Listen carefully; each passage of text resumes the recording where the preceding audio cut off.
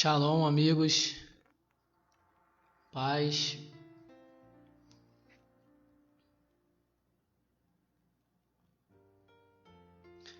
Como de costume, vou dar alguns minutinhos para o pessoal ir chegando e vou compartilhando enquanto isso.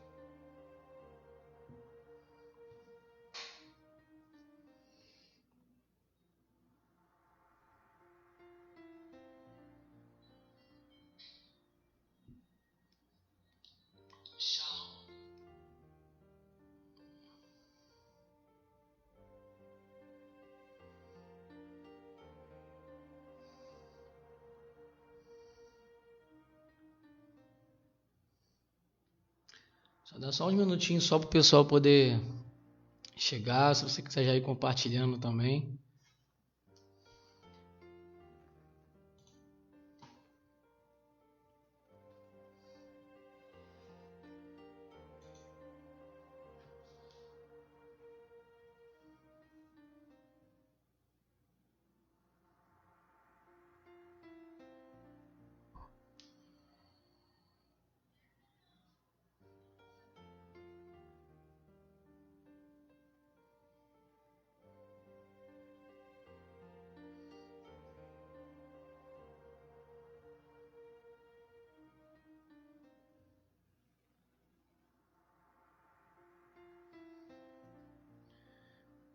Só compartilhar aqui.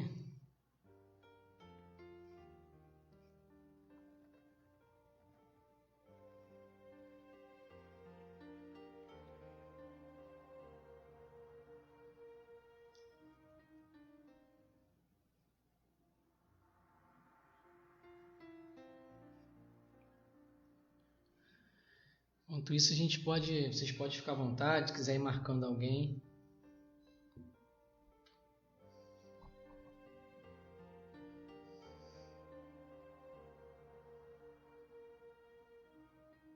Mais uma vez, Deus possa estar nos abençoando.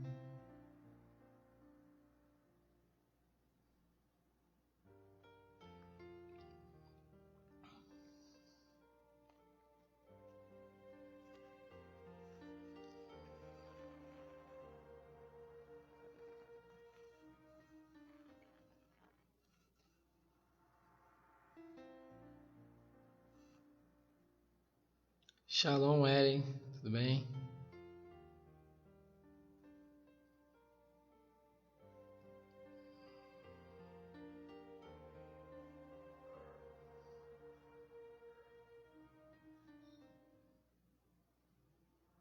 Não estou conseguindo pegar o link aqui.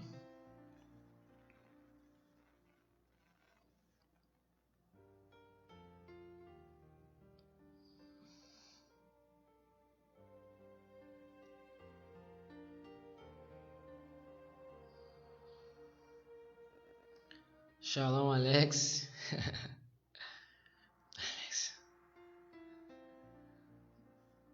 Alex, se tu conseguir mandar o link lá no grupo lá? Não tô conseguindo, cara.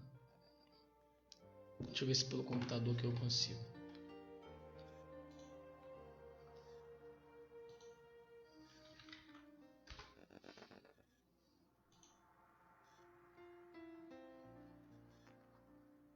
Vai ficar um som alto aí, mas...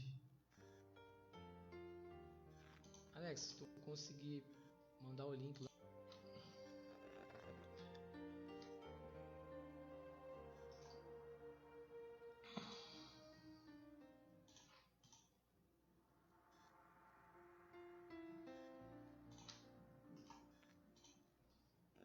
Consegui.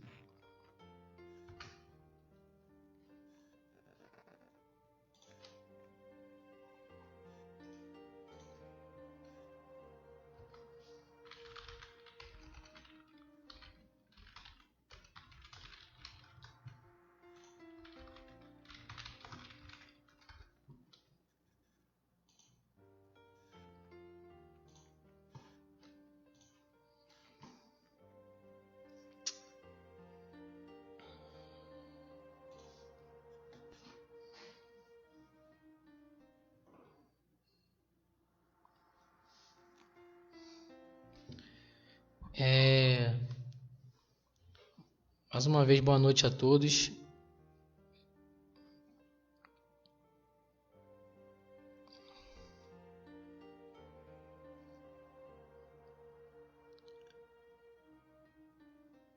Glória a Deus, né? Por mais uma vez, por mais um dia a gente está aqui podendo falar da sua palavra.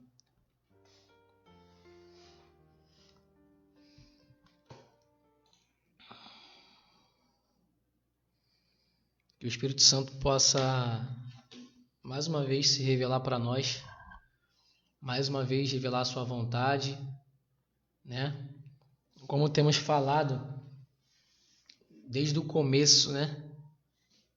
Deus, ele quer passar para nós uma mensagem, ele quer desabafar com a criação, ele quer desabafar com o seu povo específico em Israel, nessa passagem que a gente está falando, e que nossos ouvidos estejam atentos, né, sensíveis. É óbvio que o que a gente está falando durante essas semanas é só uma parte, uma pequena parte, porque é um assunto muito profundo. É um assunto que tem diversos detalhes. Eu destaquei alguns detalhes. A gente destacou alguns detalhes aqui. Mas tem muitos outros detalhes. E com certeza continuaremos aprendendo sobre esse assunto. Sobre o assunto de tabernáculo, sobre o arraial de Israel. Durante ainda toda a eternidade continuaremos aprendendo. Como falamos desde dos primeiros estudos, isso é só uma cópia, que como Deus disse para Nicodemos, Jesus disse para Nicodemos, ele está usando com coisas da terra. Aqui estão alguns resultados de uma pesquisa. Para poder falar, deixa eu ver aqui, só que ativou um negócio aqui, não sei se foi no meu celular, deixa eu só ajeitar aqui.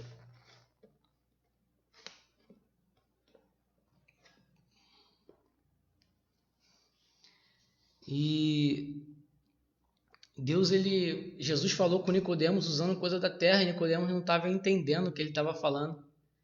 E Jesus fala assim: Nicodemos, se eu estou falando contigo usando coisas da terra, com a linguagem da terra, como é que tu vai entender quando eu começar a usar a linguagem dos céus e as coisas dos céus? Então estamos entendendo que nós estamos olhando para uma cópia, olhando para uma mensagem do Criador através de um tratar que ele está tendo com o seu povo e com esse tabernáculo, e com cada ensinamento maravilhoso. Então tem muitos detalhes.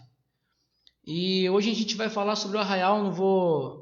Já vou partir para o ato do estudo.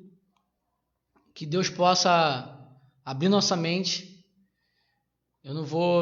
Hoje não vai dar para eu poder relembrar muito as coisas que a gente vem falando, porque eu sempre tento relembrar, mas quem ainda não pegou nenhum estudo, está começando hoje, não tem problema.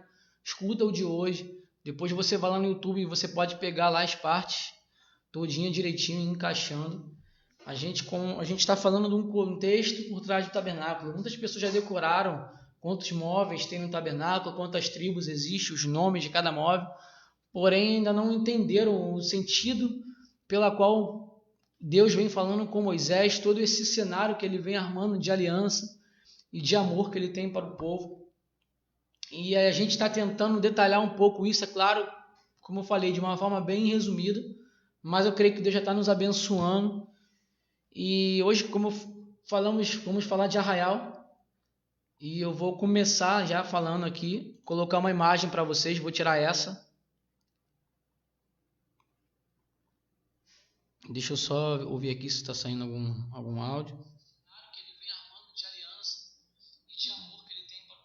Não, começou agora mesmo.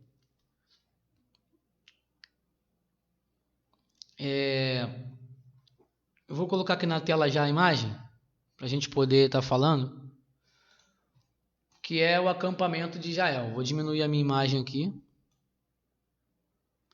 Vou botar minha imagem pequena, para vocês poderem ver aí, ó.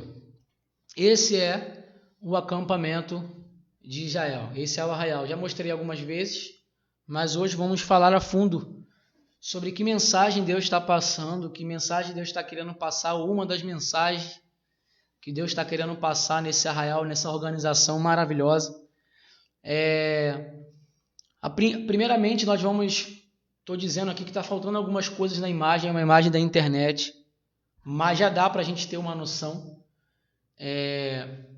Tá faltando, não é que está faltando, é que também não dá para ver na imagem, a imagem está com uma qualidade muito boa, os estandartes que vão à frente das tribos. É um contexto que está em números. Eu não vou poder ler todo o contexto aqui, eu vou destacar alguns versículos como a gente faz, mas o ideal é que vocês leiam em casa esse contexto que a gente está falando. A gente está avançando um pouco, a gente estava em Êxodo. A gente parou em Moisés no monte falando com Deus, e Deus se revelando para Moisés. Pela segunda vez Moisés sobe o monte. Depois do episódio do bezerro de ouro, Moisés sobe novamente ao monte. E ali Deus faz a renovação da aliança que o povo quebrou por meio do levantar e do exaltar o bezerro de ouro. Moisés tem todas as leis de novo, ouvida da boca do próprio Deus. E depois que Moisés desce do monte, o povo, diferente da última vez, eles estão esperando, eles são generosos em abençoar com os seus materiais preciosos para começar finalmente a construção do tabernáculo. Então, na segunda vinda de Moisés, o povo está generoso e o recebe quando ele desce do monte. E, de fato, há a reconciliação por meio do santuário. E eu não vou entrar agora no santuário, no tabernáculo, porque ele começa falando do tabernáculo, mas nós estamos falando olhando um cenário em volta primeiro. O tabernáculo é aquele lá no meio, onde está saindo uma fumaça indo até o céu, uma ilustração, claro. Lá no meio é o tabernáculo, para quem ainda não conhece. E o que é o restante? O que é esse monte de pontinho em volta? Esse é o chamado acampamento de Israel, que a gente chama de Arraial de Israel. Deus, como eu falei, ele separou 12 tribos. E a gente vai ver aqui, vamos começar pelo Oriente. A gente está numa perspectiva diferente, claro, mas se você for acompanhar comigo nas Escrituras, Judá, vamos começar aqui de Judá, nessa banda de Judá aqui, que é o lado do Oriente. Judá, Isacar, Zebulon são as tribos que estão do lado do Oriente do tabernáculo. A gente está vendo uma perspectiva diferente daqui, mas eu vou falar pela linguagem da Bíblia já, que Judá, Isacar, Zebulon está no lado oriente, no lado direito. E lá em cima, que no caso é o lado oeste, aqui é o lado oriente, o lado leste, e lá é o lado oeste, do que a gente está vendo na imagem aí, que ficam as tribos de Efraim, Manassés e Benjamim. Tem um mistério muito forte naquele lado ali, mas não vou falar agora. Mas é só para você já ficar ligado, porque vocês podem perguntar assim, não eram os 12 filhos de Jacó, que eram os cabeças das 12 tribos? Mas houve tribo que saiu e houve tribo que foi colocado no lugar. Para quem não sabe, o nome de Jacó foi mudado para Israel. Daí veio a nação de Israel e os seus filhos, seus 12 filhos, formam essa nação. São as 12 tribos, filho de Jacó. São os 12 filhos de Jacó. É formada a nação de Israel. Você pode perguntar, mas aonde está José? Aonde está José aí? E eu vou te responder já que entrou os seus filhos, Manassés e Efraim. E a gente vai falar disso mais para frente, se Deus permitir. Então, no sul está lá Ruben, Simeão e Gade. E no norte está Dan, Azer e Naftali. São as tribos organizadas de acordo com o Eterno ordenou. Presta bem atenção que eles não fizeram essa organização por conta deles mesmos. Foi por obediência ao cenário que o Eterno está falando. O Eterno ele manda Moisés construir um tabernáculo segundo o modelo que ele apresentou e revelou para Moisés no monte. E aonde está esse tabernáculo? O original está com Deus, e o que a gente está vendo aqui é uma cópia. Então todo o cenário que Deus está armando é uma profecia e é um espelho do que ele quer mostrar do plano de salvação inteiro e não só com Israel. nós vamos ver Cristo não fazendo nada novo. Ele disse, eu não vim fazer nada que o Pai já não tenha feito. Então, tudo que o Filho fez, o Pai já demonstrou. Não existe um Deus no Antigo Testamento e um Deus no Novo Testamento. Isso daí também que eu sempre repito, porque as pessoas temem em rasgar o Velho Testamento, em chamar de velho aquilo que Deus não chamou. Jesus chamou isso que a gente está lendo aqui de Torá e os profetas, chamou isso de escritura sagrada, porque para Cristo tudo isso é uma coisa só. E ele não veio abolir a lei, ele veio cumprir. Tem profecias de Israel que são eternas. Tem profecias, centenas de profecias que ainda nem se cumpriram. Como é que eu posso rasgar? Então a gente vai ensinar, a gente vai deixar Deus nos ensinar, aliás, mas para que essas pessoas que temem desprezar o Antigo Testamento vejam que a gente só vai conseguir entender muitas coisas que Cristo falou, a gente vai citar algumas aqui, se a gente olhar para esse arraial aí, ó. Se a gente olhar para essa forma que Deus está tratando, Deus está organizando, a gente vai conseguir entender algumas coisas que Cristo está falando lá na frente, até porque o que ele lia era Gênesis, Êxodo, Levítico, Número e os profetas. E essas são as 12 tribos. Você pode contar comigo aí, ó. Zebulon, Isacar, Judá, Ruben, Simeão, Gade, Efraim, Manassés, Benjamim, Dan, Azer, Naftali. 12 tribos. E os levitas eles não contam nessas 12 tribos. Por que não conta? Aonde estão os levitas? Eu coloquei na imagem lá uma plaquinha dos levitas, aonde está em volta, ao redor do tabernáculo. Eu separei com uma linha vermelha porque eles são uma tribo específica, e a gente vai ler agora por que eles são uma tribo específica e por que eles estão separados. Aqui embaixo, onde eu destaquei os levitas, não sei se vocês vão conseguir ver porque está bem pequeno, os levitas, porque somente os levitas estão separados aí por 3 e um pouquinho de gente aqui, ó, em volta do arraial. Porque são as 3 famílias levitas, são as 3 famílias de Levi. Para quem não sabe, grava bem isso. É a família de Gerson, a família de Coate e a família de Merari. E esse um pouquinho de gente que está aqui embaixo, ainda lá, olhando lá para dentro da linha vermelha, está Arão e seus filhos, pois eles são da família de Coate. De toda a família de Coate, Arão e seus filhos tinham uma tenda reservada, porque a gente vai ver mais para frente.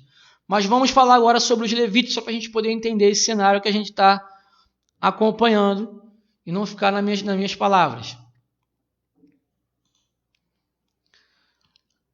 Vou voltar a minha imagem para cá.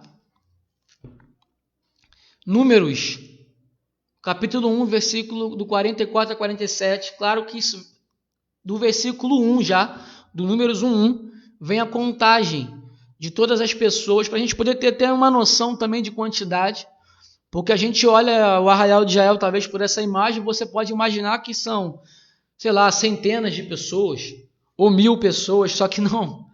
São milhares de pessoas no deserto. Aí você imagina Moisés tendo que liderar essas milhares de pessoas. De tudo acontecia no meio do arraial de Israel.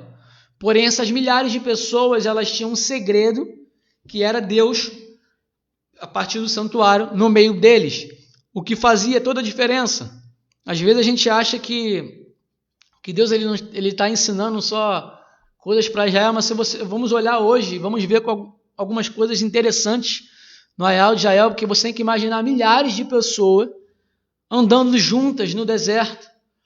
Não é cada um na sua casa, fechando a sua porta, mas eles dividindo da mesma cultura, dos mesmos costumes, cada um tinha sua tenda, óbvio, mas era uma coisa cansativa e era uma coisa que, se você for ver, é impossível que milhares de pessoas caminhem por tanto tempo no deserto. E é óbvio que são pessoas imperfeitas, mas nós vamos entender, e um profeta específico entendeu, que mistério que tinha nesse povo, que conseguia andar milhares de pessoas e conseguiu ainda manter a sua civilização, mesmo com tantos erros de várias pessoas, eles manteram uma organização, porque o Eterno estava no governo. Já é um ensinamento para nós aí que esperamos em homens. Estamos errados por isso. A espera do cristão, ele vem do céu. E nós teremos paz, teremos um governo justo, não como um filho de Adão qualquer assumir o governo, mas quando Deus descer o governo dele. Esse é o anseio de Deus, esse é o anseio de Cristo da igreja. E é por isso que Cristo ensina a igreja, ensina os seus discípulos, logo após a igreja, a clamarem a Deus para que o seu reino desça.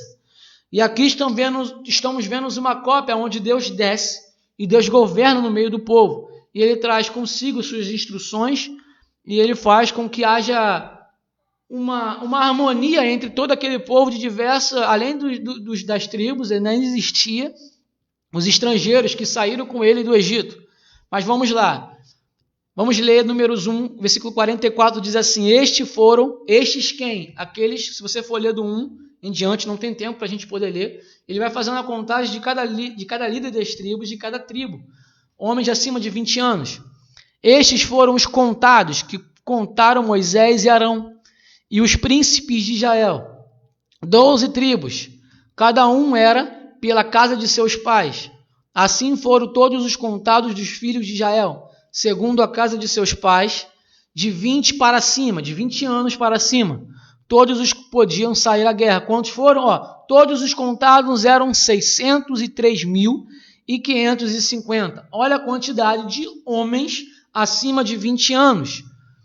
Não vamos esquecer que não está aí o censo, não está sendo contado mulheres e crianças ou adolescentes, está sendo contado homens de 20 anos para cima. De Israel, lembra que eu falei que além do povo de Israel, das 12 tribos, saíram estrangeiros com ele. Então, para você ter ideia da quantidade de pessoas que saíram do Egito. Você tem ideia até como é que seria essa caminhada, essa peregrinação com senhoras, com pessoas com bebês, porque eles continuavam tendo filhos no deserto, para você ver o milagre que Deus faz em toda essa caminhada. Aí eu destaquei aí, mas os levitas, segundo a tribo de seus pais, não foram contados entre eles, foi o que eu expliquei na imagem. Os levitas não estão contados, as 12 tribos, porque os levitas eles recebem uma porção e uma missão diferente de todo o restante de Israel. E a gente vai começar a falar um pouco disso hoje, antes de a gente entrar para falar de sacerdócio. Para quem nunca ouviu aí, vamos começar a falar sobre a função dos levitas, que eram diferentes. Eu vou dar uma relembrada aqui para falar que onde surgiu, os levitas começou, a terem uma parte diferente do restante do povo. Vou colocar aqui para vocês.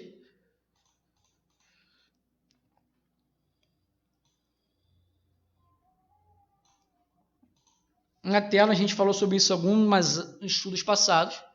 Eu até coloquei aqui a consagração do sacerdócio dos levitas.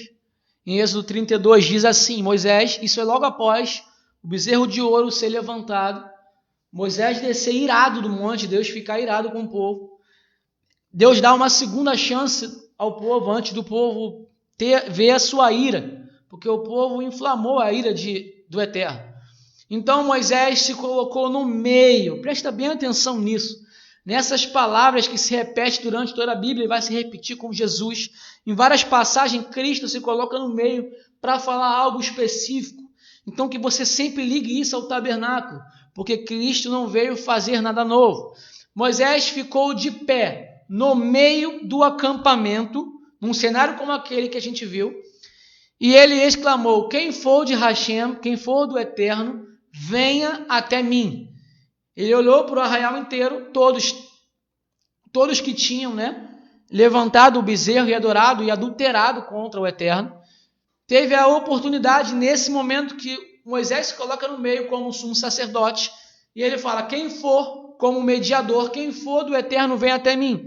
Todos os filhos de Levi reuniram-se em torno dele. Todos os filhos de Levi se colocaram em volta, ouvindo o chamado de Moisés. Aí ele continua: os filhos de Levi fizeram tudo segundo a palavra de ordem proferida por Moisés, e naquele dia morreram mais de 3.000 homens do povo. Foi quando, depois que os levitas se colocaram em torno de Moisés, Moisés deu a ordem para que os levitas que se colocaram no torno deles não iam sofrer a ira, Porém, todos os que levantaram o bezerro de ouro e adoraram, os levitas pegaram e mataram todo mundo. E foi essa a consagração dos levitas. Começaram matando. Para quem ainda insiste em ligar levitas com músicos, até não estou falando isso para uma crítica ou uma zombaria, não, porque muita gente pensa nisso porque ouve.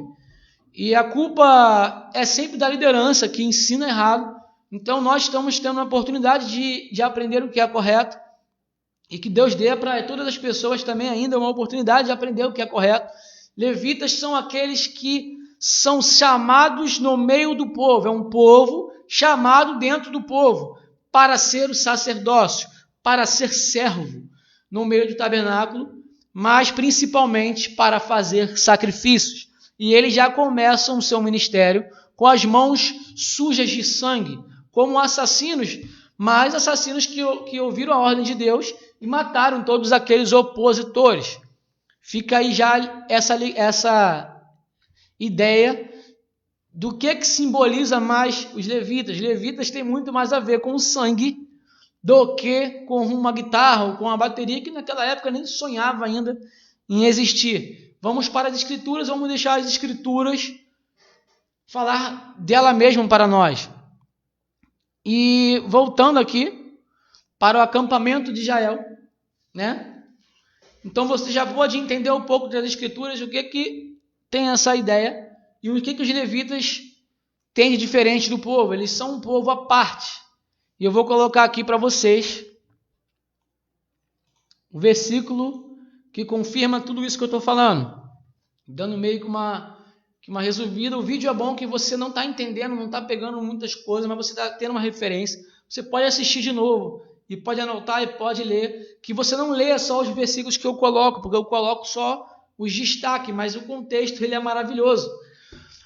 E aqui, como a gente falou no primeiro estudo, está lá no YouTube, que a gente afirmou aqui que os levitas foram comprados, além dessa atitude que eles tiveram depois, Deus já estava comprando para si um sacerdócio. E a morte do cordeiro, ela já trazia para o povo não a salvação, mas a morte do cordeiro ali estava pagando o dote para o Eterno que queria se casar com o povo, tivessem os seus levitas, tivessem o seu sacerdócio. E Deus estava comprando o sacerdócio. Eu não vou botar aqui na tela, mas vamos a Apocalipse. Quando acontece aquela cena onde João chora porque não tem ninguém para abrir o livro. E os 24 anciãos, todo mundo, os 4 seres viventes, ninguém pode nem sequer olhar para quem está sentado no trono, quanto mais pegar o livro da mão dele. E até que eles veem, até que aparece um cordeiro como se tivesse morto. E o cordeiro, ele abre o livro e ele tem aquela cena que a gente já conhece. E os anjos cantam um cântico novo, que eles dão honra ao que está sentado no trono. Você pode ler Apocalipse depois. E eles dão honra ao cordeiro, porque ele fala: com o teu sangue comprastes homens de toda raça, de toda língua e de todas as nações, para formar o seu sacerdócio. Então, na verdade, o sangue do cordeiro, o cordeiro ele serve para comprar um sacerdócio. E eu coloquei aqui, em Números 3, do versículo 12, diz assim: vedes que eu mesmo escolhi os levitas do meio dos filhos de Israel, do meio do arraial, os levitas foram escolhidos em lugar de todos os primogênitos. Que primogênitos são esses? Foi justamente na última praga, né? Vou repetir, aonde havia um decreto, Deus tinha dado, que o anjo da morte passaria e mataria todos os primogênitos. Todos os primogênitos só do Egito? Não, todos os primogênitos. Aí você vai me perguntar: mas e os primogênitos da casa de Israel? Deus ele falou para eles separarem um cordeiro dentro de casa e pegasse o sangue daquele cordeiro e aspergisse nos umbrais da porta. E quando o anjo passasse, o anjo entenderia que ali já foi morto o inocente, e aquele sangue ali mostraria que aquela dívida foi paga. E o primogênito que está naquela casa foi comprado com o sangue que está naquele umbral daquela porta. Essa foi a mensagem. Só que se Deus comprou, é dele. Então ele está pedindo de volta o que ele comprou. Ele fala, em lugar de todos os primogênitos. Eu comprei todos os primogênitos. Aqueles que entre os filhos de Israel abrem a madre. Portanto, os levitas são meus. Aqui, quando ele institui o arraial, ele está começando, institui o santuário, eles falam, lembra que eu paguei a dívida. Não tem só esse versículo, tem outros versículos também, mas eu separei só esse. E ele até faz a conta de 22 mil primogênitos, que a gente tem a conta de 22 mil cordeiros que foram mortos, para que esses 22 mil primogênitos fossem comprados. E Deus pede no lugar dos primogênitos 22 mil levitas, pois eram dele. Lembra que ele comprou. Isso a gente já falou, não vou repetir, só para tentar dar uma pincelada. E o que isso significa? Significa que agora os levitas são dele. Israel é dele? É. E eu coloquei aí embaixo, Deuteronômio 32, versículo 9, que diz, porque a porção do Senhor é Israel. Jacó é a parte da sua herança. O que significa isso? De toda a terra, de todas as nações, Jacó, Israel, é a terra dele. É a terra que Deus, que o Eterno, escolheu como a sua terra preferida. De toda a terra, Israel é a sua porção. É a porção que o Eterno escolheu. Jacó, Israel, é a parte da sua herança. Então, é a mesma coisa eles, levitas? Não. Eu vou colocar aqui aquela imagem do acampamento de novo. Eu estou dando uma pincelada para quem está achando que eu estou correndo. Eu já falei sobre isso. E agora eu estou só dando uma pincelada mediante o arraial, esse assunto que a gente está falando. Todo esse arraial foi a porção, foi a nação que Deus escolheu. Porém, os levitas são dele. Olhem para mim aqui agora, para você ver o gesto que eu estou fazendo. Todo Israel é de Deus. Porém, os levitas são dele, são os filhos dele. Como se fossem toda a parentela fosse de Deus. Porém, os filhos fossem os levitas.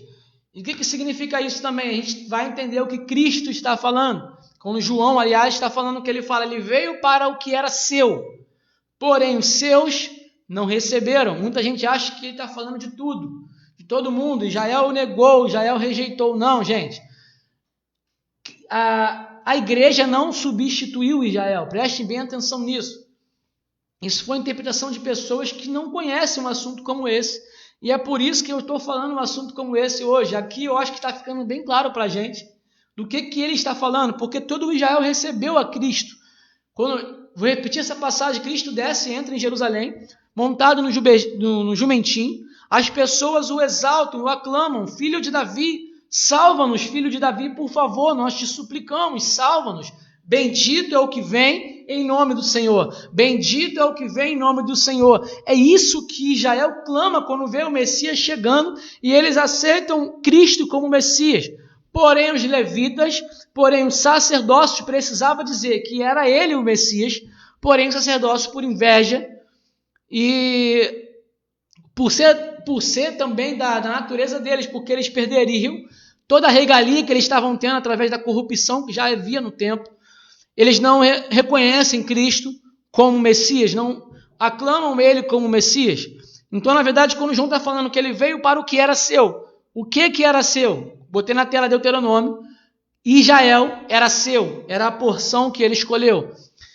E os seus não receberam, os levitas não receberam. Veio para o que era seu, porém os seus não receberam. Somente entendendo essa visão do santuário e a visão do arraial eu consigo entender o que João está falando lá na frente. Mas eu já falei sobre isso, então vamos avançar mais um pouquinho. E talvez vamos ler aqui um pouco sobre esses levitas, as características e os benefícios que eles tinham. Porque, irmão, não pense você que aquele que doa a vida, aquele que serve, ele vai ter o mesmo fim ou a mesma recompensa do que aquele que simplesmente aceita Jesus e amém. A notícia boa é que a salvação é para todo aquele que crê, irmão. É pela graça, e todo aquele que crê, levanta a mão, for batizado, a palavra diz, será salvo. Creia que Jesus é o seu Salvador e o seu Senhor. Porém, é diferente. o resultado da vida dele, o galardão. Para quem não sabe o que é galardão, a gente vai falar um pouco também sobre isso mais para frente. A recompensa que ele vai ter é totalmente diferente daquele outro cara que se doou a vida toda pelo Evangelho. Deus é justo e ele recompensará cada um segundo as suas obras.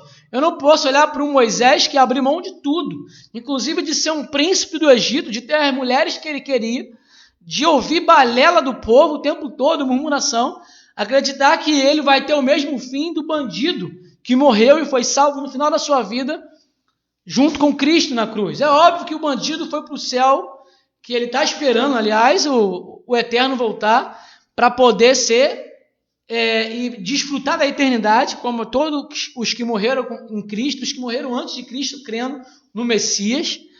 Porém, a recompensa que ele vai ter, o lugar que ele vai ocupar na eternidade, não é o mesmo lugar que Moisés vai ocupar. Inclusive, tem uma situação com Jesus que tem uma moça que pede para que Jesus coloque os seus filhos, um no lado direito e um no lado esquerdo de Cristo. E Cristo diz que esse lugar não é dado para ele. Não é assim, não funciona dessa forma. Porque se existem 12 cadeiras para ser sentada, 12 portas, então tem 12 pessoas específicas. Os discípulos largaram tudo, irmão. Doaram a sua vida e morreram pelo Evangelho, e eles terão a sua recompensa pelo que eles fizeram. Não é a mesma coisa. Mas tu está falando então que a salvação não é pela graça? Não estou falando isso. A salvação é pela graça, porém a recompensa na eternidade é pelas obras. E isso vai ficar muito claro quando Jesus diz que para que a gente não venha juntar tesouro na terra, porque aqui a traça e a ferrugem corrói. Porém ele diz, juntai tesouro nos céus. O que significa isso? Juntar tesouro no céu junto com as minhas obras. Quando eu busco o reino, quando eu faço, quando eu compartilho meu pão com o próximo, eu vou juntando meu tesouro no céu. Tem gente que não está juntando tesouro no céu, e quando chega lá não vai ter nada. Mas tem gente que está juntando tanto que vai chegar lá e vai ser rico. Não é mediante a acepção de pessoas, irmão. Ele é bem justo. Os levitas estão ocupando ao redor, porque no momento em que o bezerro de ouro foi levantado, eles se colocaram ao redor, como um sinal de arrependimento. E depois disso, eles serviriam no santuário. Vamos ler sobre isso. Números 1, versículo 50, diz assim. Logo após aquilo que a gente leu, ele fala, mas estabelece tu mesmo os levitas para o serviço do tabernáculo, que guardas as tábuas da aliança, de todos os seus utensílios e de tudo que lhe pertence. Eles transportarão o tabernáculo e todos os seus utensílios, exercerão nela seu ministério. Eis aí o ministério dos levitas, cuidar e guardar de todo o tabernáculo, de todos os utensílios, de dentro do tabernáculo, a gente ainda vai falar, se Deus permitir, na semana que vem. Mas eles tinham uma missão específica dentro do santuário, dentro do lugar onde a presença de Deus era manifesta e aonde era o lugar que era chamado de habitação do Eterno.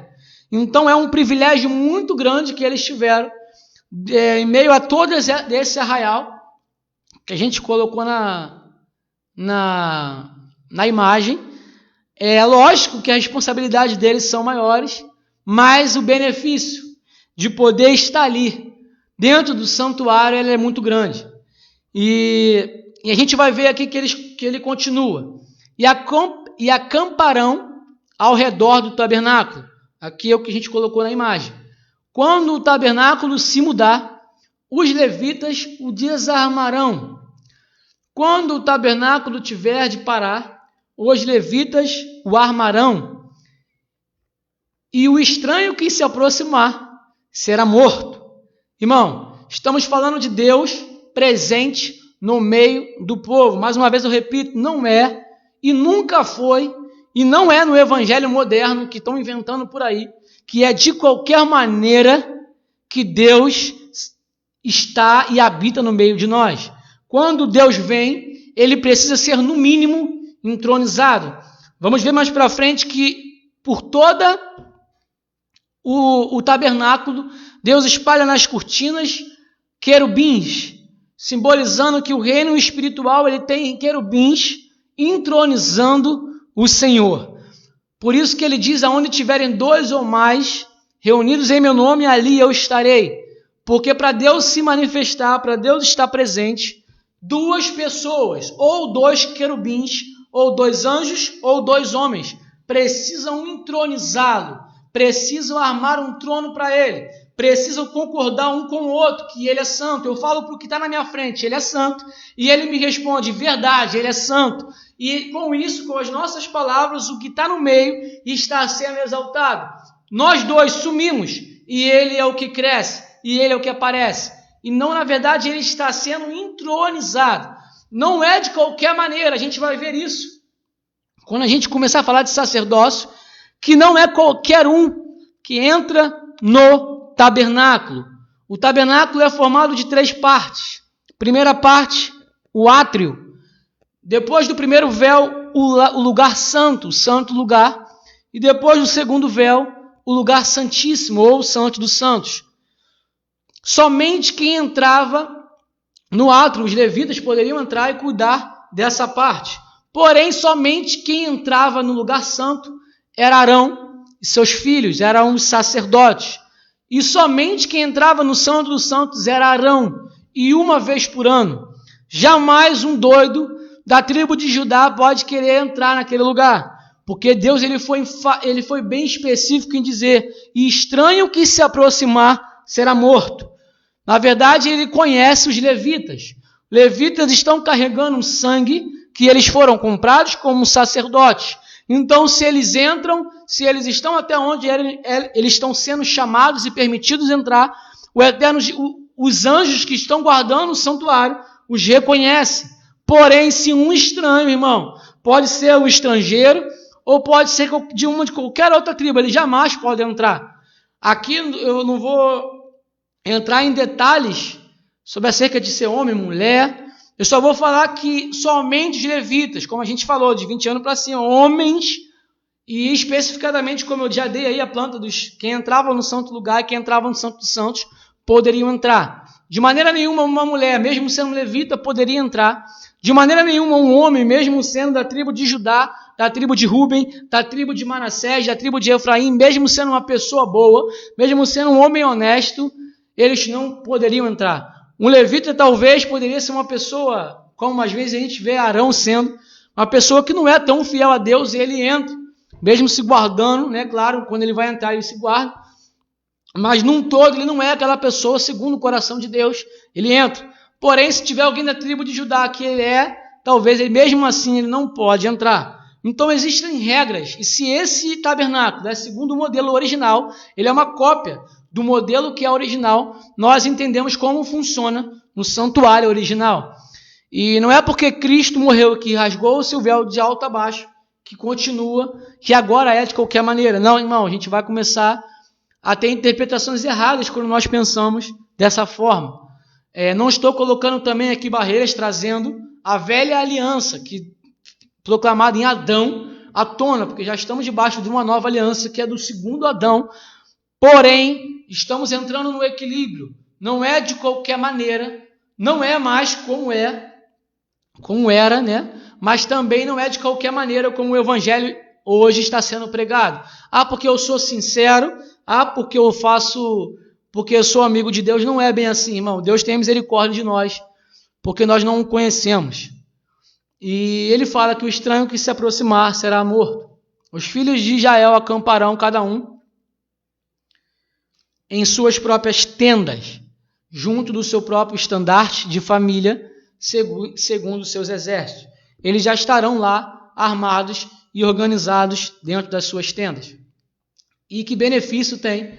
E uma coisa a gente vai aprender aqui, quando a gente está lendo, que o tabernáculo, quando ele se mudar, os levitas desarmarão. Quando eles chegam na terra prometida, muda um pouco esse cenário, mas a mensagem que Deus está trazendo no cenário do deserto é uma mensagem muito forte, uma mensagem muito grande acerca do tabernáculo. Primeiro, que o tabernáculo não é uma coisa feita de tijolo, ele não é um lugar feito de pedras, aonde Deus queria que o tabernáculo ficasse ali e as pessoas fossem até ele. Não, aqui você está lendo aqui na tua frente que quando o tabernáculo se mudar, os levitas desarmarão. Presta bem atenção que não é como se ele estivesse tratando o tabernáculo como uma pessoa. Não é os levitas que decidem, vamos nos mudar daqui para lá e vamos pegar o tabernáculo. Não, quem decide é o tabernáculo. É o tabernáculo que decide. Agora a gente vai acampar lá na outra, perto dos outros vales, perto das outras montanhas no deserto. Então, quando o tabernáculo decide, os levitas o desarmam. E isso é lindo, porque o tabernáculo ele não está ali para ser estático. Ele não está ali para ficar parado no mesmo lugar. O tabernáculo ele está sempre em movimento. E a ordem é, o tabernáculo decidiu sair daqui para lá, os levitas apóstolos peguem e desarmem o tabernáculo. E quando o tabernáculo decidiu, o tabernáculo está andando. Quando o tabernáculo falar assim, vamos parar aqui, os levitas armarão a sua tenda aqui. Isso é lindo. E isso também tira um ensinamento maravilhoso para a igreja. Ô igreja, Cristo, ele só fez o que o Pai fez. Cristo só veio fazer o que o Pai já fez antes. Então, olha, igreja, Cristo não instituiu a igreja para ela ficar parada e esperando que as pessoas viessem até ela. Se o tabernáculo simboliza a presença de Deus, na verdade, a igreja parou e quer que as pessoas venham até Deus, porém não é dessa forma que Deus está nos ensinando através do seu arraial. Ele fala, o tabernáculo ele se muda, o tabernáculo ele se move, e quando ele decidir se mover, decidir caminhar, nós temos que estar sensíveis para caminhar com ele. O que você está dizendo então? Que nossos templos feitos paredes, Deus mandar a gente alugar outro galpão? Não estou falando isso. Nós reunidos somos o sacerdócio. Nós reunimos, somos o corpo de Cristo. E o cabeça só vai quando o corpo leva. Porém, quem decide andar não é o corpo. É o cabeça quem dá ordem para todo o corpo. E o todo o corpo e o resto do povo com isso se move. Então, se o cabeça está indo para a esquina, o corpo vai para a esquina. Quando o cabeça parar na esquina, o corpo para na esquina. Se o cabeça quer visitar o hospital, o corpo precisa visitar o hospital. Se o cabeça decidiu visitar os presídios, o corpo precisa visitar os presídios. Na verdade, não é eu orar e mandar Jesus ir. Não é os levitas parar e ordenar que o tabernáculo vá. Não, é o contrário. É o tabernáculo mandar e os levitas o carregarem ele até o lugar que ele mandou. Então já fica aí um ensinamento para nós. Nós precisamos estar sensíveis à voz do santuário, à voz de Cristo, para saber aonde nós devemos ir e saber que nós não podemos ficar estáticos, esperando as pessoas chegar, porque o tabernáculo no santuário, o tabernáculo no deserto, ele se move e os levitas precisam estar atentos. Uma outra coisa que a gente se destaca com isso é que você está olhando aqui, você acha que os levitas inteiros eles estão vendo os utensílios que estão especificadamente no lugar santo. Eu não vou botar essa imagem aqui para não confundir muita gente, mas todo o lugar santo, o lugar santíssimo de forma específica, não o átrio, eles eram cobertos por uma cortina, a ponto de o arraial não saber e não ver, nem mesmo nunca ver a arca. Depois que os utensílios foram consagrados, eles não viram a arca, eles não viram a mesa dos pães, eles não viram os utensílios que estão no lugar santo, no lugar santíssimo. Então, assim como quando Noé estava nu, Noé foi exposto à nudez dele, os seus 2 filhos vieram de costa, para poder tampar a nudez do seu pai Noé, sem eles mesmos verem essa nudez. Eles tamparam de costa, assim funcionava. Você pode ler no contexto do que a gente está falando.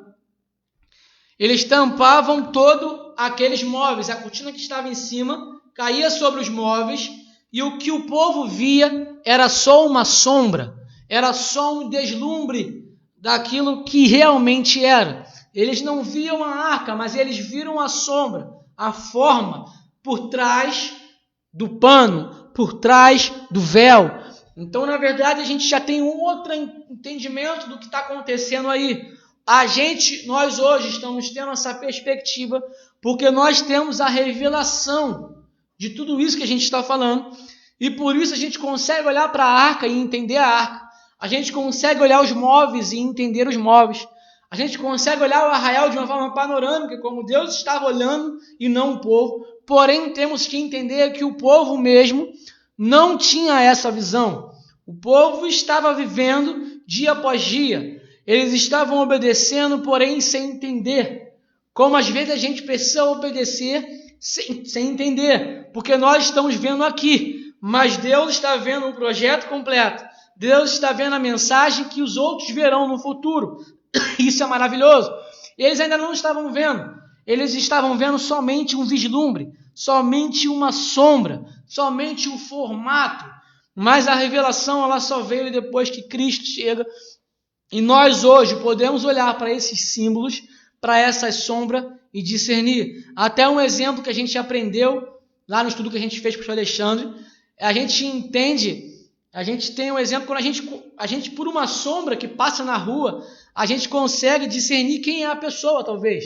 Talvez se for uma pessoa muito gorda, muito alta, se você viu a sombra daquela pessoa, mas você já a conhece, você pela sombra, você fala, essa sombra aqui é de fulano, porque você já o conhece.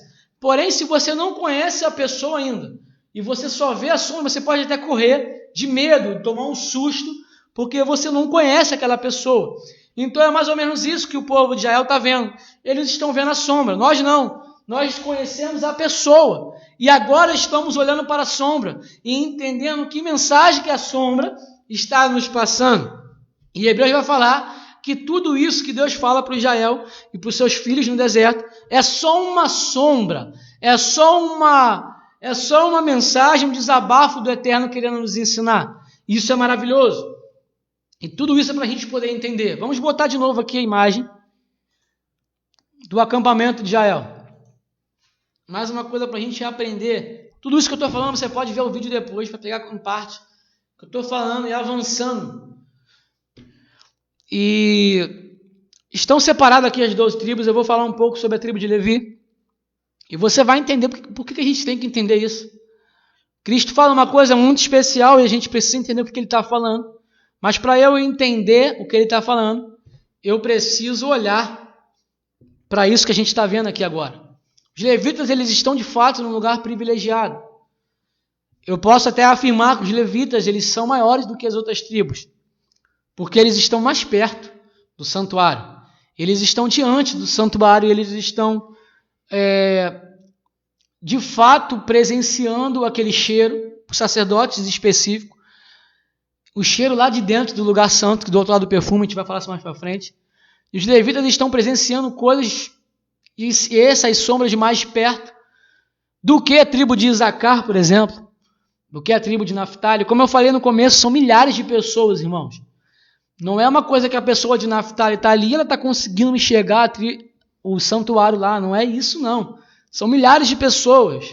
Se você está num lugar onde tem milhares de pessoas, você tem que entender que você olha de longe e você jamais consegue ver um palco, talvez de um show que você for, a não ser que esse palco seja colocado no alto. Dessa armação do acampamento, o tabernáculo ele era nivelado junto com o povo. Ele não era colocado no monte, ele não era colocado num lugar mais elevado.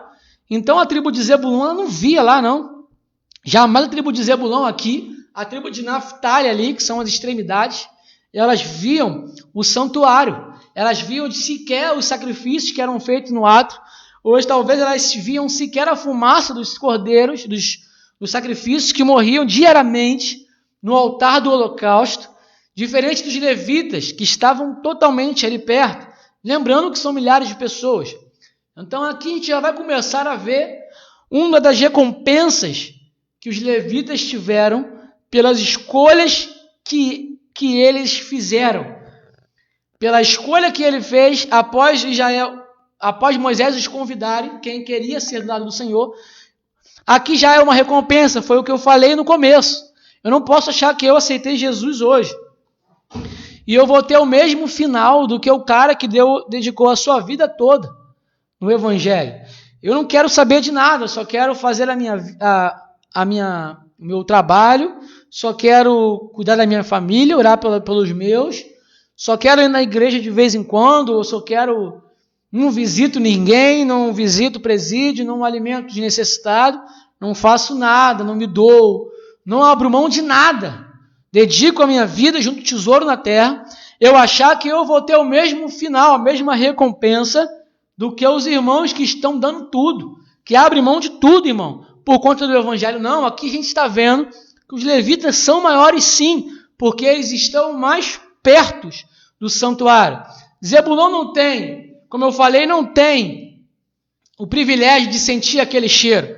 Então, irmãos, a gente tem que entender que existe uma recompensa diferente. Olhando para o arraial, vamos ver que os levitas são privilegiados, porém eles têm um serviço maior. Os mandamentos que eram para todo o arraial eram para os levitas, mas tinha mandamentos específicos para os levitas e para o sacerdócio. O que significa isso? Os sacerdócios tinham que renunciar coisas a mais do que o restante do povo. Tinha coisas que o povo podia fazer que o sacerdote não podia fazer. Então toda recompensa ela tem sacrifícios. E Cristo fala muito bem isso. Se você está vendo o Evangelho, ele que entra no Evangelho e ele desiste, ele é como aquele cara que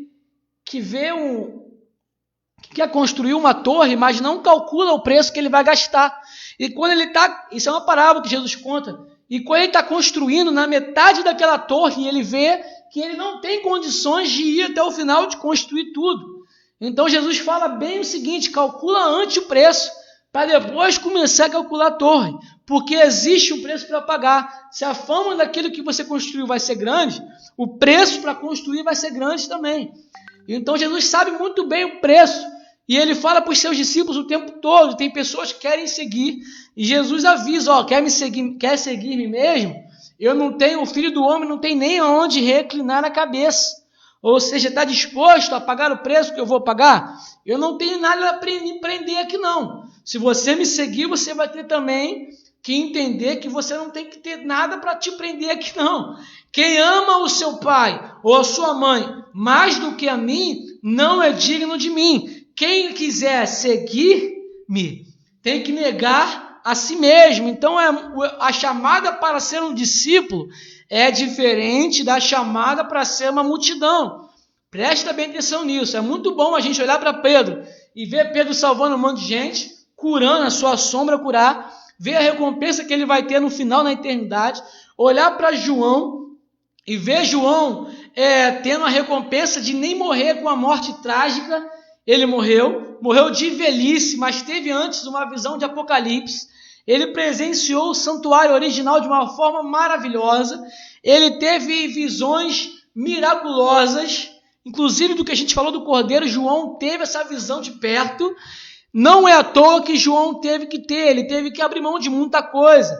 Ele teve que ser o amado, não porque Jesus escolheu ele porque ele fez acepção de pessoas, não, mas porque ele se fez amar, porque ele amou mais. A todo momento João queria estar perto. João estava em todas, irmão. Inclusive ele faz parte dos 3 mais próximos de Cristo. Então a recompensa desses caras é diferente, tanto da dos outros 12, inclusive quanto dos outros da multidão. Então tem recompensa, e uma delas é estar mais próximo de Deus. A multidão não tinha o prazer de ouvir algumas explicações das parábolas, como quem estava mais perto dele tinha. A multidão não tinha alguns privilégios, a multidão via algumas curas, via algumas multiplicações, mas elas não tiveram o privilégio de ver Jesus ressuscitado depois e entrando na casa deles e soprando neles o Espírito, de uma forma íntima, de uma forma com quem conversa com um amigo. A gente vai ver essa diferença entre o povo e Moisés. Deus fala aqui com Moisés, não com o povo.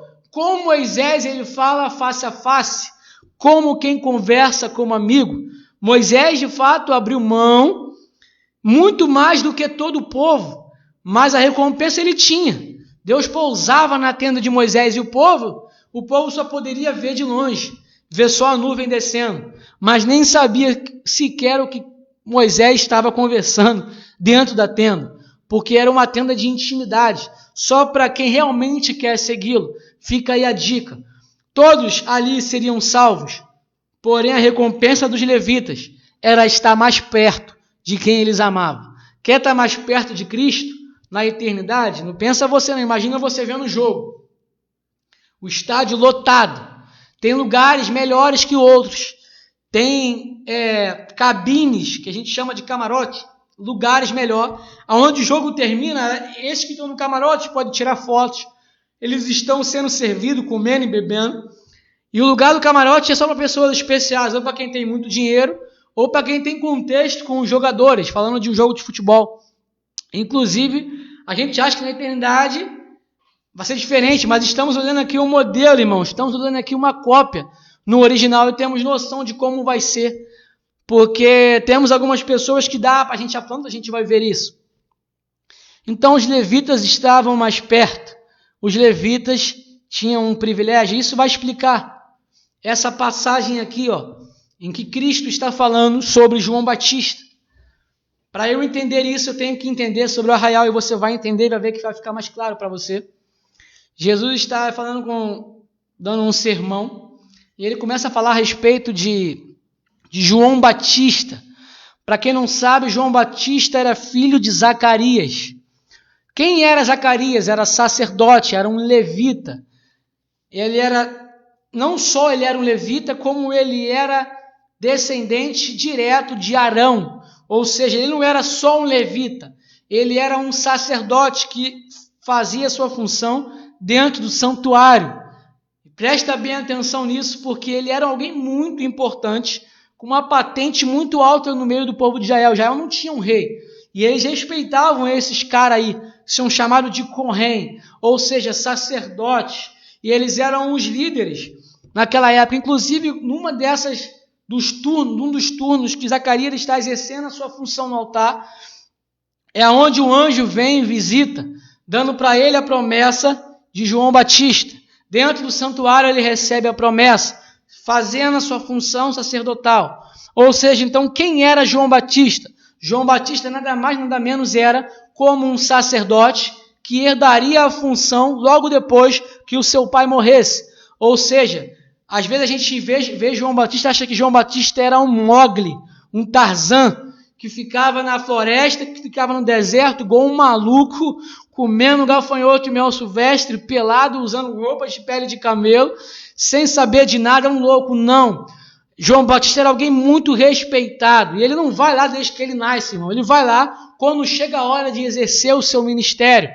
Por ser um sacerdote, um Kohen, ele agora pode exercer o seu ministério. Porém, João Batista, ao invés de ir para o templo, ele vai para o deserto, na hora e no tempo exato de exercer a sua função de sacerdote. Ele não era só um profeta, ele era um sacerdote, filho de sacerdote, descendente de Arão. Presta bem atenção nisso. Semana que vem nós falaremos sobre isso. Mas hoje vamos focar no relato de Cristo sobre João Batista. Ele fala: este é aquele a respeito de quem está escrito: eis que eu enviarei o meu mensageiro. Aonde? Diante da sua face. João Batista tinha uma função muito extraordinária, diferente dos outros. Ele tinha uma função diante da face de Deus, assim como os levitas estavam colocados diante do tabernáculo, o qual preparará o caminho diante de ti. Qual a diferença de João Batista para os levitas, que a gente acabou de ver no deserto? É porque os levitas estavam diante de uma cópia. Mesmo que haja uma manifestação lá, eles estão diante de uma cópia. E qual a diferença de João Batista? Que João Batista está de frente do original, está de frente do próprio santuário que encarnou, que tabernaculou, que armou uma tenda entre nós, como diz o livro de João. E ele diz assim, Jesus diz: com toda a certeza vos afirmo, entre os nascidos de mulher não se levantou, ou seja, antes de Cristo, para trás, claro que Cristo não entra nessa conta, porque ele fala: os nascidos de mulher não se levantou ninguém maior do que João, o Batista.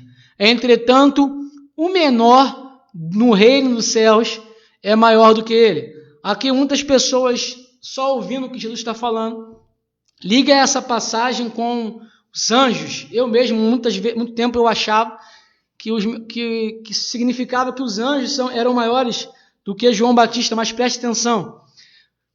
Ele diz, entre os nascidos de mulher, não se levantou ninguém maior do que João Batista. Entretanto, o menor no reino dos céus é maior do que ele.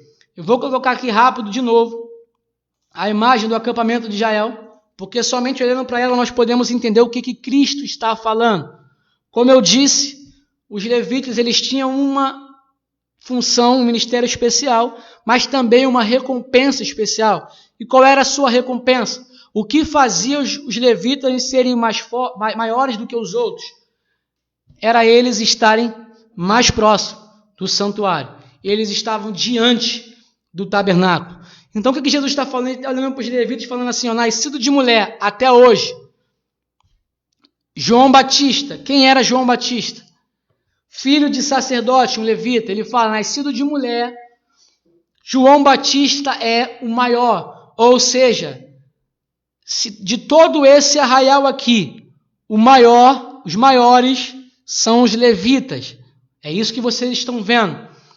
E de todos os levitas, o maior é João Batista. Mas por que João Batista seria maior do que Moisés? Por que João Batista seria maior do que Arão? Do que maior que os seus filhos? Porque João Batista ele não está diante da cópia. Maior para Deus é aquele que está mais próximo. O maior dos discípulos, sendo João, é aquele que estava mais próximo de Cristo o tempo todo. Isso é maravilhoso. E ele vai falar, o maior, nascido de mulher, é João Batista, porque ele representa o último sacerdote, claro, tirando a corrupção de Anás e Caifás, falando dos levitas que realmente estavam exercendo o seu ministério de uma forma correta, entendendo o seu chamado diante da arca, diante do santuário. O maior é João Batista, porque João Batista ele não está diante de uma cópia, ele está, como Jesus fala antes, ele está diante da face, ele está preparando o caminho diante de Cristo. E ele viu Jesus, ele batizou Jesus, ele teve uma missão muito mais privilegiada até do que Moisés, até do que Arão, que ficaram diante da cópia. Ele ficou diante do próprio mestre e fez parte diretamente do ministério do mestre. Então o mestre fala, ele de fato é o maior nascido de mulher. Porém, o menor no reino dos céus, menor no reino de Deus, vou colocar aqui a tela, é maior do que João. Entendendo quem é o maior e por que ele é o maior, entendemos hoje, porque se João Batista chega adiante, ele vai até o momento em que Jesus ainda está começando o seu ministério. Porém, quando Jesus morre, João Batista já não está mais entre nós. Só que quando Jesus morre e quando ele ressuscita, ele inaugura um novo mistério. Ele agora não, ele vai falar para a tribo de Levi, não mais, que eles estão diante da arca, ou diante, ou de frente do santuário. Agora, de acordo com o que ele faz, ele chega diante dos seus discípulos. Ele se coloca no meio dos discípulos logo após a sua ressurreição. E ele sopra neles o Espírito. O que significa isso? A vida de Cristo agora não estava mais diante do povo. Agora Cristo está dentro do povo. Oh, aleluia! Ele está querendo dizer que se os levitas, o maior dele, que sendo João Batista, viu a arca de frente, teve contato com a arca, agora o mistério da igreja é muito maior, porque a igreja não está diante do tabernáculo. O tabernáculo está dentro da igreja e ele agora habita no meio de nós.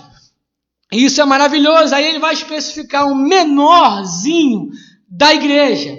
Ainda é maior do que João Batista, porque o menorzinho da igreja tem um tabernáculo dentro. E João Batista não teve esse privilégio, pois ele estava diante. Então, irmãos, eu só vou entender isso quando eu entendo o arraial, quando eu entendo o santuário. Então, de fato, existe um privilégio muito grande em estar mais próximo.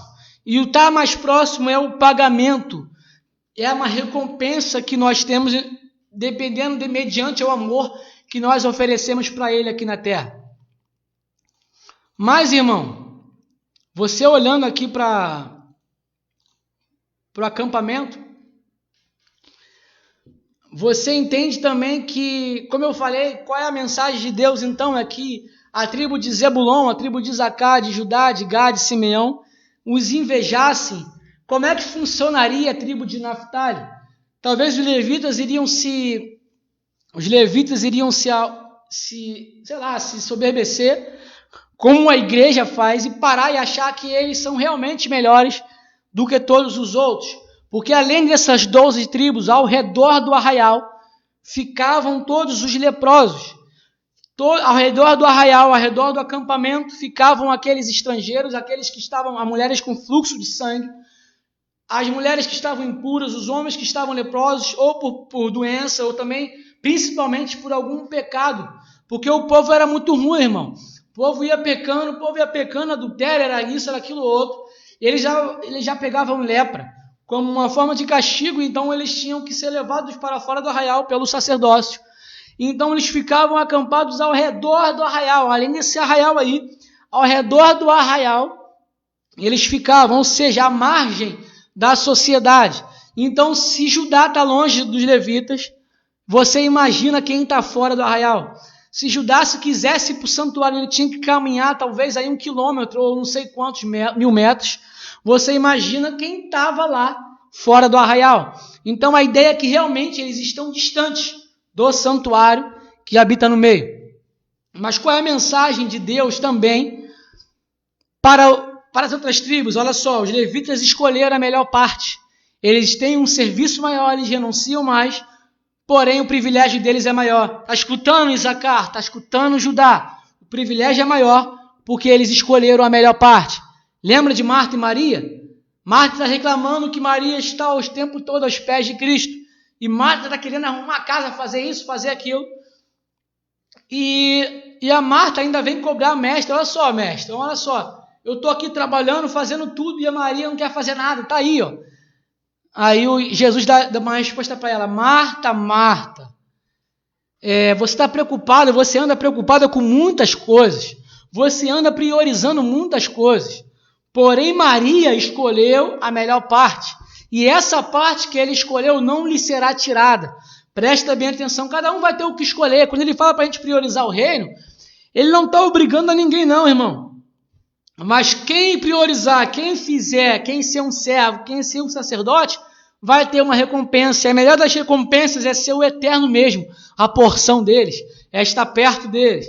Porém, essa é a mensagem para o arraial. Mas qual é a mensagem para os levitas? Será que eles dependem de ficar lá e se achando o tal, se ensoberbecendo? A palavra vai dizer que o povo de Israel teve fome. E eu vou colocar aqui um desses ensinamentos. Vou até diminuir a minha imagem aí. E eles reclamam e murmuram diante de Deus, para Moisés, que eles tinham pelo menos, eles ficavam próximos de mesa de carne, eles tinham frutas, legumes. E será que o Eterno nos tirou da terra do Egito para passar fome? Então aí vem a resposta do Eterno. Então, Hashem, o Eterno, disse a Moisés: eis que farei descer pão do céu.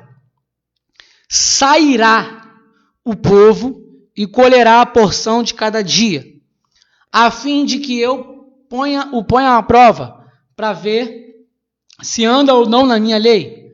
Porém, no 6º dia, trarão para serem preparados 2 tantos do que recolheram nos outros dias. No final daquela tarde, apareceu um grande bando de codornas. Eram tantas aves que cobriam o acampamento.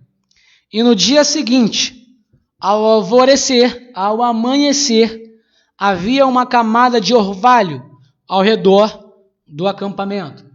Eu coloquei uma semente ali, que é uma semente que ela é de coentro. Essa é uma semente de coentro, e é a semente que os filhos de Israel mesmo falaram que é parecida com essa semente. Então eu procurei essa semente e achei. E o que significa? Esse é o famoso maná que todo mundo sabe. O que significa maná?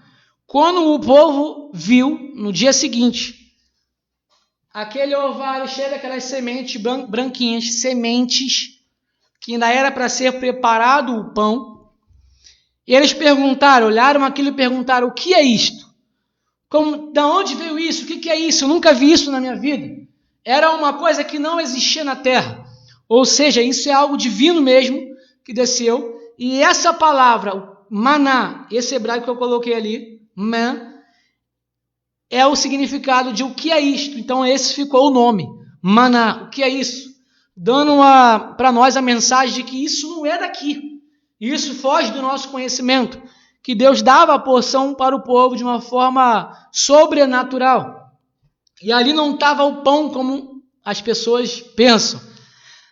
Aí ele vai dar, se você for ler esse capítulo em diante, você vai ver que o cabeça, o dono da sua tenda, cada casa, ele tinha que sair, e eu vou botar lá, para pegar essa semente. Depois que ele pega essa semente, ele ainda tem que preparar a semente para poder, aí sim, comer o pão, ele e a sua família.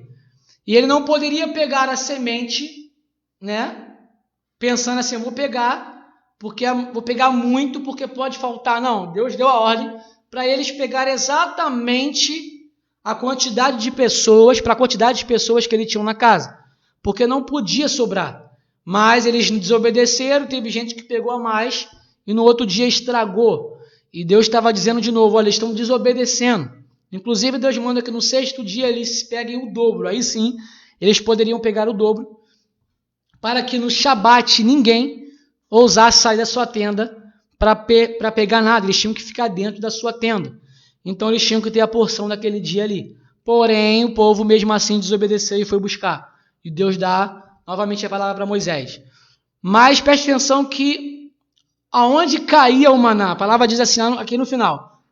E no dia seguinte, ao amanhecer, havia uma camada de orvalho ao redor do acampamento. Ou seja, vou colocar aqui de volta a imagem do acampamento. Se eu falei para vocês a mensagem que Deus deu para as outras tribos, do privilégio que tinham os levitas, agora você vai ver a mensagem também para os levitas.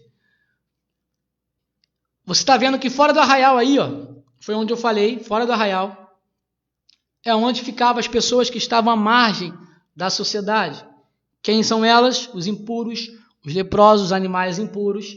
Então não era um lugar tão legal. Colocando nos dias de hoje, ele seria onde está a margem da sociedade, onde está reunidos os moradores de rua, onde está uma cracolândia, ou está um presídio. São os lugares onde não é legal habitar ali. Não é legal você viver ali, é um lugar que está à margem da sociedade. Quem não queria estar numa tenda? Quem está à margem queria estar na tenda. Mas não está. Por algum motivo ele teve que ficar à margem da sociedade. Vou aumentar aqui minha tela.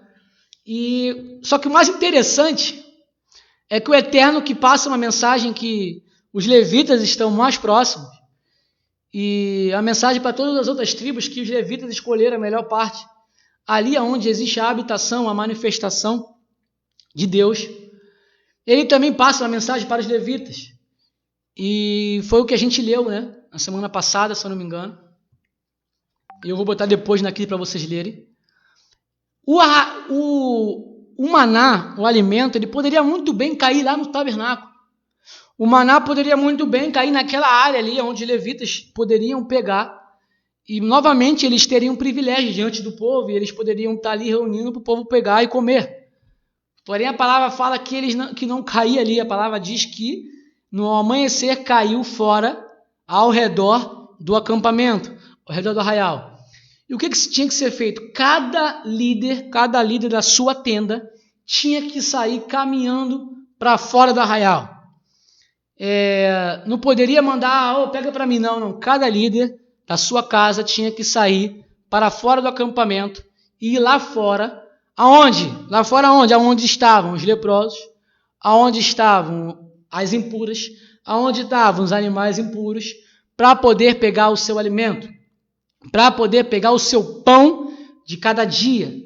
Inclusive os levitas, inclusive Arão, inclusive os seus filhos, inclusive Gerson, Coate, Merari, desculpa, todos eles tinham que sair da acomodação do templo, da acomodação do santuário e andar lá para fora, para poder pegar o seu alimento.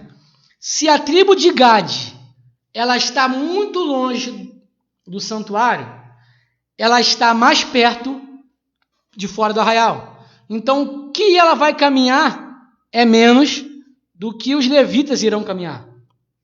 Se a tribo de Naphtali, talvez ela teria que caminhar muito para chegar no santuário, ela caminharia menos para chegar ao redor do acampamento e poder pegar o seu alimento.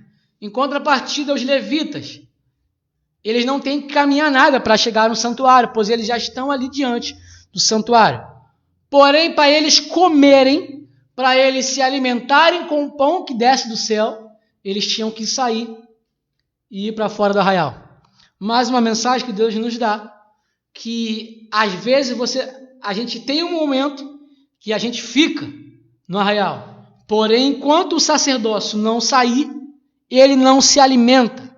Enquanto o sacerdócio não sair para fora do arraial, mesmo que isso lhe custe um sacrifício, mesmo que isso lhe custe uma boa jornada de caminhada, se o sacerdócio quer se alimentar, ele precisa ir até onde estão os leprosos, até onde estão os impuros, até onde estão as impuras e os animais impuros. E uma mensagem linda que Deus nos dá. Ele fala assim: eu habito lá, no santuário. Porém, o alimento dele cai lá fora, entendeu, igreja? O mesmo Deus que se manifesta na igreja, na reunião da congregação, onde ele reparte o dom na congregação, ele reparte os dons, ele reparte os ministérios, nós cultuamos, nós sentimos a presença de Deus. Ele fala para gente assim: mas isso daqui é a parte e a porção do santuário. Mas se vocês quiserem comer, tem que sair do santuário e ir até onde estão os leprosos, ir até onde estão as viúvas. Para quê, mestre? Porque é lá que eu vou derramar o alimento. E ele fala: eu sou o pão vivo que desceu do céu. Então você vai entender que se você quiser encontrar Jesus, você não só encontra na igreja, numa reunião de fiéis, numa reunião de adoração. Se você sair até onde está o pecador, se você sair até onde está aquele que está à margem da sociedade, você vai encontrar ele lá também. Você vai encontrar ele talvez com mais facilidade do que você encontra no santuário. Isso é maravilhoso. Se ele deixa uma mensagem para quem está longe do santuário, ele deixa uma mensagem para quem está dentro do santuário. Ei, sai do santuário para ir lá fora e comer, se você quiser se alimentar. Não estou falando aqui que você tem que se desigrejar como os dias de hoje estão falando aí. Até porque não é essa a mensagem do santuário. Tem um momento em que os levitas estão exercendo a sua função no santuário. Tem um momento que cada tribo, cada pai de família está dentro da sua tenda. Mas toda manhã, na porção de cada dia, eles têm que levantar e ir para fora do arraial, aonde cai o santuário, aonde cai, aliás, o alimento deles. E eu vou colocar aqui na tela o que a gente falou na semana passada.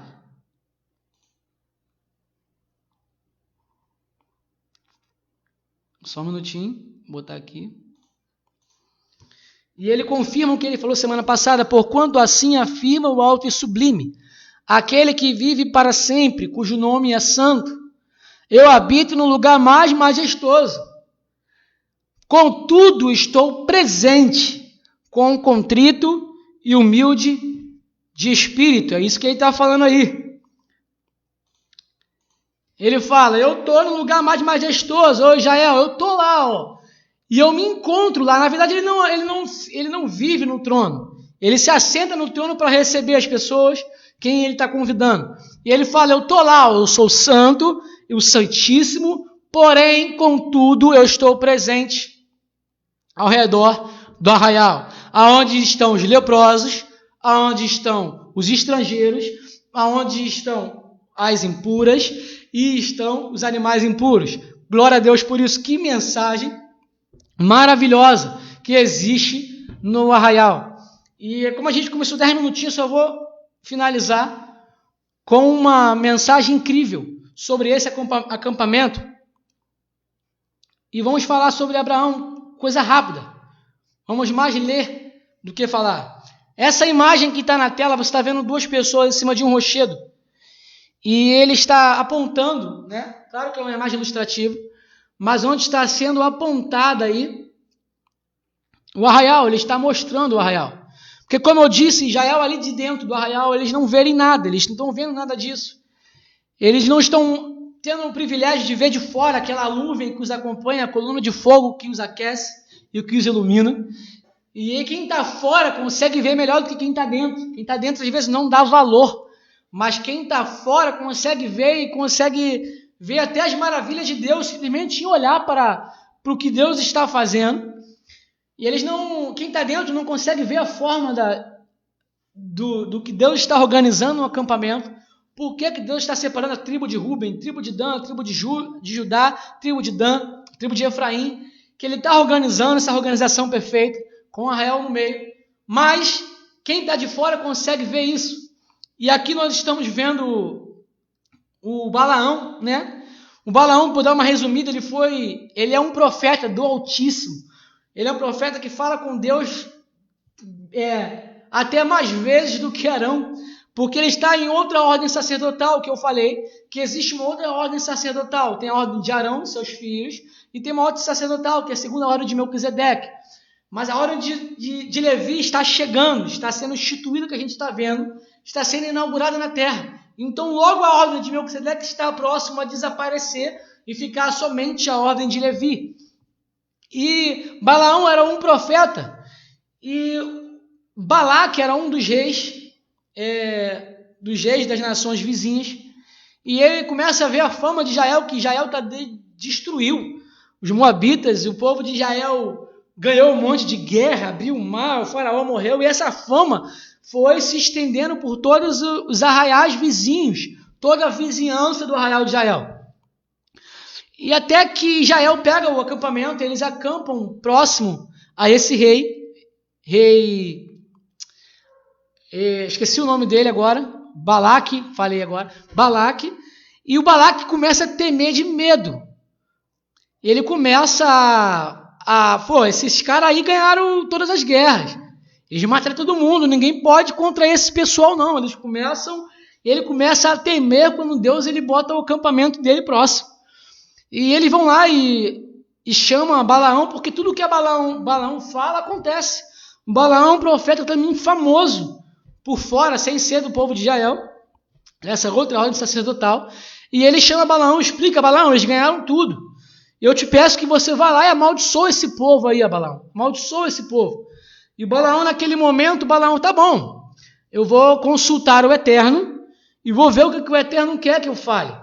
E na verdade o Eterno dá uma resposta para ele, falando que Balaão não é para você amaldiçoar, porque esse povo ele já foi abençoado.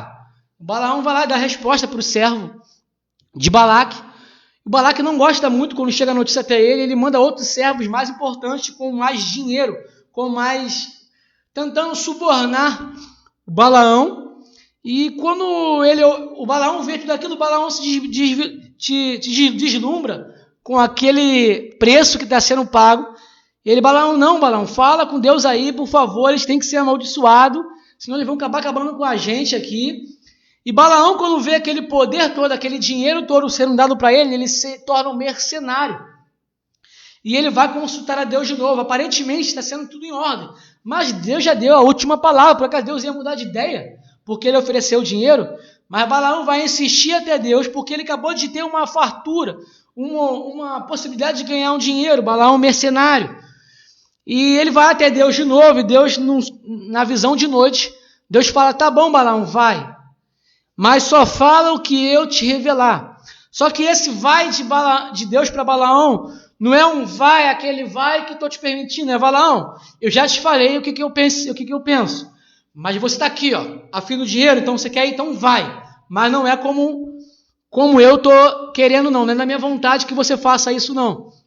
E o Balaão pega aquela passagem da mula, e no caminho a mula vê um anjo, o Balaão não vê um anjo, a mula para, a mula desvia, e o Balaão começa a ficar incomodado porque a mula não está seguindo o destino, não está seguindo o percurso, e o Balaão começa a esmurrar a mula, começa a bater na mula, até que o Eterno faz a mula falar. E ela fala: por que você está me batendo? por acaso você não está vendo o anjo aí não? Porque a mula estava enxergando o anjo, impedindo o Balaão, e o Balaão não estava enxergando. Até que, de novo, já vou dar uma resumida, o anjo vai lá e fala com o Balaão, eu estou aqui para estar batendo na mula, a mula fala para ele, eu servi para você, eu só cuido de você, eu só te carrego para lá e para cá. E ela reclama diante de Balaão. Na verdade, o anjo se manifesta, aí Balaão vê o anjo, Balaão se prostra, e o Balaão se pede perdão, e ele fala, me desculpa. Ele sabe que está errado, ele pede perdão, porque ele não estava fazendo isso conforme a vontade de Deus, porque ele já sabia a resposta de Deus. E ele fala que vai voltar. E o anjo diz para Balaão assim, não volta não, continua agora, porém você vai agora falar aquilo que eu vou colocar na tua boca para falar. E quando chega lá, o Balaão avisa para o servo de Balaque e fala assim, olha só, eu até vou, mas eu só vou falar o que o Eterno me mandar falar, tá bom? Então eu vou colocar o versículo na tela. Vou até tirar a minha imagem aí, para você estar vendo com mais clareza aí. E o Balaão tem 4 visões do arraial. É lógico que não tem como estar tudo aí. Eu só destaquei um pedaço de cada visão, mas você pode ler esse contexto de Números, do 23, 24, que é maravilhoso. Você vai ver o que o Balaão, mesmo na carne, claro que ele está na carne nas intenções dele, mas o Espírito se aposta dele para ele profetizar, como acontece. E na primeira visão, o cara chama ele, explica tudo de novo. Balaque, tu não entendeu não, Balaque? Por que tu não veio na primeira vez? Pô, já te chamei na primeira vez, tu já veio agora, tu só veio na segunda vez. E ele chama, e eu destaquei a primeira visão, sim, vamos ler aí, sim, do cume do rochedo, Balaão sobe no cume do rochedo para ver o arraial, eu o vejo, do alto da colina eu o contemplo, e o Balaão está profetizando já, e ele fala, eis um povo que vive separado, e não se considera como qualquer nação, ou seja, o Balaão, quando ele sobe, ele está diante do povo, está diante, quer dizer, está em cima do rochedo, olhando o arraial de um ângulo diferente, ele fala, caramba, ele é tomado pelo Espírito e ele profetiza, esse é um povo diferente. De fato, Israel é um povo diferente, é um povo separado. Eis um povo que vive separado e não se considera como qualquer nação, eles não são iguais a outra nação. E o Balaque fica irado naquilo ali, não, você não está entendendo. Você não conhece esse povo, não. Como é que esse povo é abençoado? Porque, como a gente está vendo aqui, a gente está vendo no lugar de cima. Porém, como eu falei, o povo era um povo mau, dura serviço, existia adultério, existia leprosos, existiam imundícies no meio do povo, existiam pessoas que faziam mal, que roubavam o outro, por isso que tinham tantas pessoas leprosas, por castigo. E você vai ver que o povo não é mole, não. E o Balaque conhece as imperfeições do povo. Então ele fala assim, ó, Balaão, tu não está entendendo não, Balaão. Tá doido que o povo está dizendo que é abençoado. Vem daqui, sobe até aqui. Ele chama o Balaão para um outro ângulo. Para o Balaão provavelmente ver as impurezas do povo. E novamente o Espírito se aposta de Balaão e ele fala de outras coisas. Ele fala assim, Balaque, e ele profetiza, ele não olhou para as ofensas de Jacó, nem para os erros encontrados em Israel. O Eterno, o Deus de Israel, está com ele. Aí olha o que ele fala. Nesse ângulo aqui, já dá para ele ver o santuário no meio do povo. Nesse ângulo que Balaão está, ele fala, o brado de aclamação do rei ressoa no meio desse povo. Que coisa maravilhosa, você está vendo um arraial simples, uma cópia, mas na visão espiritual, eles já estão vendo no meio do arraial um santuário. E no meio do santuário ele está vendo um rei aclamando e dando um brado lá de dentro. Que brado é esse? É o brado que faz o Eterno não olhar para as ofensas de Jacó. Assim como Cristo no meio dos malfeitores foi crucificado. E diante do povo de Israel ele brada bem alto, pagando a dívida pelas ofensas. Ou seja, Balaque, você está vendo as ofensas do povo aí, mas o Eterno de cima, ele não está vendo lá fora, ele não está vendo o fulano de tal, ele não está vendo a tribo de Judá somente, ele está vendo o cenário perfeito, ele está vendo a cruz, e ele está vendo no meio do santuário um rei bradando. Então é isso que faz o Eterno olhar para o povo. Por que tanta paciência com o povo? Por que tanto perdão para o povo? É porque o Eterno, quando olha, ele vê de cima e vê o Eterno e vê o seu filho bradando e intercedendo pelo restante do povo. Então, Balaque, tu me levou para ver as ofensas, mas daqui dá para ver também o rei clamando que paga as dívidas do povo todo. Então Balaque se ira novamente e leva o Balaão para um novo lugar. E novamente o Espírito toma Balaão e ele diz, olha aí, ó, na terceira visão. Então viu todo o povo de Israel acampado, tribo por tribo, agora numa visão mais ampla. E o Espírito de Deus veio sobre ele.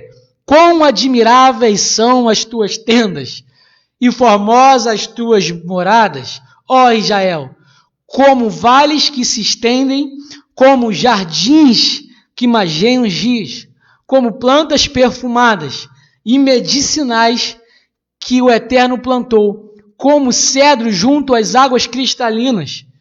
Israel terá muita água para beber e para regar suas sementeiras. Seu rei será mais poderoso que Agag, e o seu reino será exaltado. Parece que o Balaão agora está vendo um arraial ali simples, ou o Balaão já está vendo no futuro.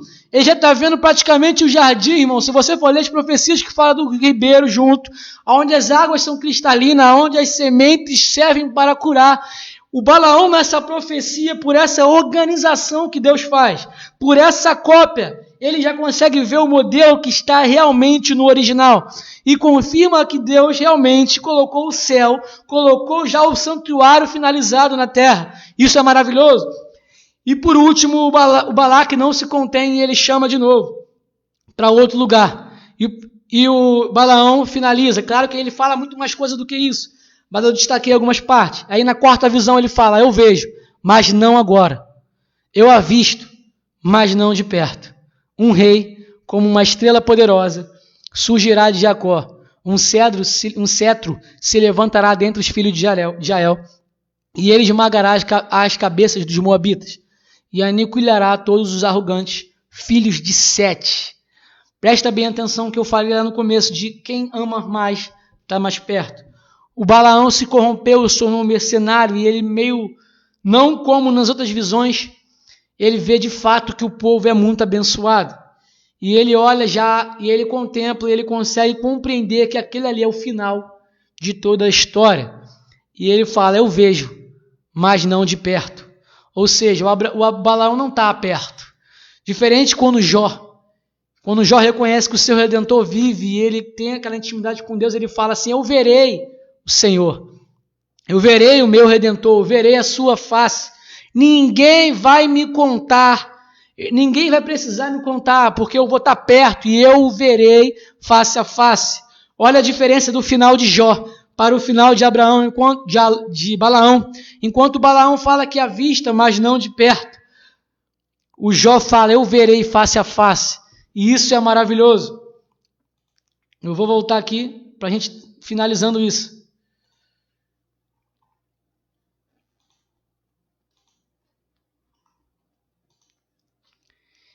Isso é maravilhoso, irmãos. Eu não vou me estender muito, porque eu já estendi um pouquinho, até porque eu comecei 8h10. Geralmente a gente termina 8h30. Mas se você não pegou algumas coisas, você possa voltar. Todos esses versículos que eu li, eles são contexto. Você tem que ler tudo, ler o restante. Que Deus abençoe vocês. Que Deus continue falando conosco. Quem não pegou nenhuma parte do estudo, possa voltar lá no YouTube, no nosso canal, Cristo em Cada Traço da Bíblia. E vai ter uma playlist separada para todos os estudos em ordem. Amém? Então, shalom a todos. Graças a Deus, cada um que ficou até o final. Eu sei que é um pouco longo, mas eu tentei resumir, falei até um pouco rápido para poder alcançar tudo que a gente queria falar sobre o arraial, para a gente poder avançar semana que vem. Então, que Deus abençoe vocês, que o Espírito de Deus continue abrindo a nossa mente, nos alimentando. E lembre, somos sacerdócios, diferente do restante. E mesmo tempo que estamos dentro do santuário oferecendo adoração, precisamos ir para fora para buscar o meu alimento. É ir e vir. Tem que ir e voltar. caminhando, assim como Cristo, você vai ver ele no templo e você vai ver ele na Naftali e Zebulão pregando a palavra. Que essa palavra fique com vocês e esse é o Arraial de Jael. Fiquem com Deus.